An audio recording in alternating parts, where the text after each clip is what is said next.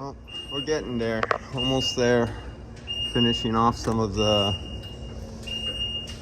more of the insulation, using our laser to set out our 1/4 inch drop every 10 feet. And that's what we're doing on this Saturday. All right. Catch you guys. This is an update. And as you can see, not much has moved because this is extremely labor and time consuming.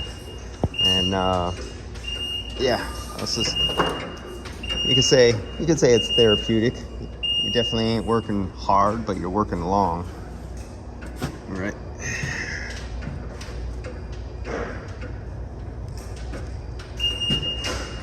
And that's what we're doing on a Saturday. Not much is getting done.